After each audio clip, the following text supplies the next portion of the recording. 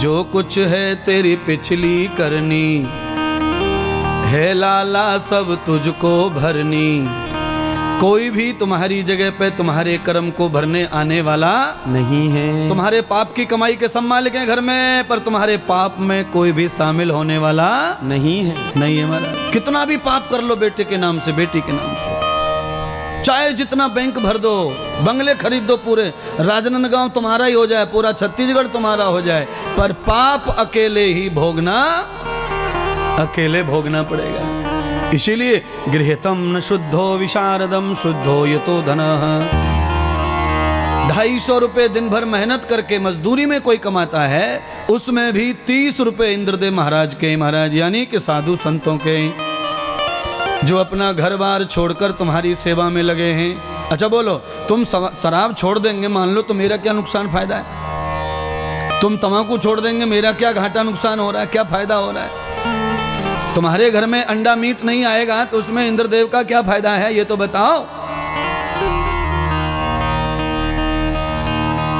तुम्हारे घर में क्लेश कम हो जाए, तुम्हारे घर में धन बच जाए, तुम्हारे घर में शुद्धि आ जाए, तुम्हारे घर में राम कृष्ण प्रसन्न हो जाएं, तुम्हारे घर में दुर्गा पार्वती काली भैरवी माताएं जय जयकार करें, और दिवाली में महालक्ष्मी नाराज न हो, प्रसन्न हो जाए। उसके लिए मैं तो चिल्ला रहा हूँ 6 दिन से अंडा छोड़ो, मांस छोड़ो, तम्बाकू छोड़ो, शराब छोड़ो, क्योंकि लक्ष्मी में दिवाली में पूजन करने का अधिकार उसी को है जो अंडा मांस गुटखा तम्बाकू को हाथ ना लगावे महाराज।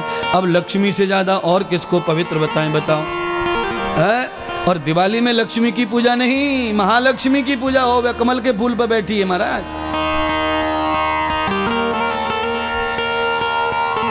पत्नियां तो कम खाती हैं गुटका मुटका,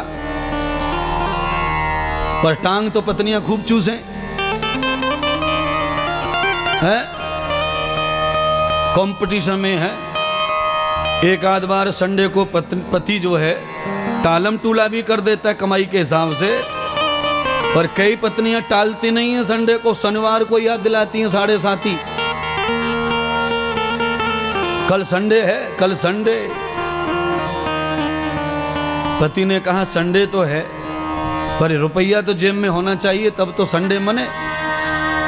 सुनिए, एक नया पैसा न हो जेब में तो भी देख लो कितना सुंदर संडे मनाया जा रहा है धनगांव की धरती पे महाराज।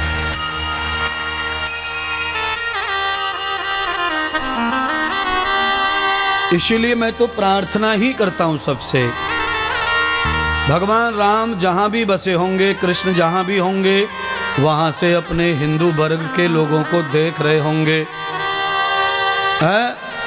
मंदिर में फोटो है गोपाल की, चांदी के गणेश है मंदिर में, तांबे के पीतल के गोपाल लड्डू रखे हैं। दुर्गा महारानी तो 10 भुजाओं वाली, 18 भुजाओं वाली खड़ी है मंदिर में। शोभा सब अच्छी है घर की, नियम से अगरबत्ती भी लग रही है, पर पाप भी बिल्कुल नियम से ही चल रहा है घर में। एक बयान में 2 तलवार नहीं आती, ऐसा तुम लोग कहते हो, ऐसा मुझे भी लग रहा है। एक साथ 2 काम होने वाले नहीं है। अच्छा बोलो, जलते हुए चूल्हे में पानी डाल दो तो रोटी पकेगी कि नहीं? नहीं, नहीं पकेगी। इसका मतलब अग्नि होगी तो पानी नहीं, और पानी होगा तो अग्नि नहीं। तो आप समझ लो, अंडा, बीड़ी, सिगरेट, शराब, जुआ, मांस, मटन अगर है तो प्रभु कृपा होने वाली नहीं है। तुम केवल पाप करके भी धनवान हो तो केवल इसीलिए हो क्योंकि तुम्हारा पिछला भाग्य काम कर रहा है, और जिस दिन पिछला भाग्य समाप्त हो जाएगा, एक दिन में कहीं के भी बचने वाले नहीं है। एक दिन में महाराज, एक दिन में खेल खत्म हो जाता है। हा? कल क्या थे, आज क्या हो गए। भाग्य के भरोसे जो लोग जीते हैं उनका पल भर में सब नष्ट हो जाता है। इसीलिए भाई बहनों, भाग्य के भरोसे ज्यादा न जीना। तो कैसे जिए? पुरुषार्थ के भरोसे। परमार्थी जीवन, पुरुषार्थी जीवन चाहिए। मुझे तो भागवत के लिए बुलाया गया है, शराब छुड़ाने के लिए मुझे कोई दक्षिणा मिलने वाली नहीं है। तुम्हारे ग्रस्त हरे भरे हो जाएं, उसके लिए मुझे कोई अलग से कुछ देने वाला नहीं है महाराज। भागवत के लिए है वो तो। तम भागवतम यथा कर्मम भागवतम प्रियाफलम। और भागवत इसीलिए मुझे दक्षिणा मिलेगी क्योंकि बहुत फरा फल मिलेगा यजमान को, श्रोताओं को, पुण्य प्रताप होगा। पर याद रखना बहनों, घर में चाहे कितनी भी मिठाइयां हलवाई से बनी हो लड़की की शादी में, अगर शुगर नॉर्मल नहीं है तो मिठाई तुम्हारे किसी काम आने वाली नहीं है। देख लो कितना माल घर में है पर खाने को मौका नहीं है महाराज। यही है, स्वर्ग होके भी स्वर्ग का आनंद नहीं ले सकते। कब तक? जब तक तुम सुधर नहीं जाते तब तक। भोग है भाग्य में, मिठाई पे मिठाई बन रही है तुम्हारे पैसे से, ये भाग्य है तुम्हारा।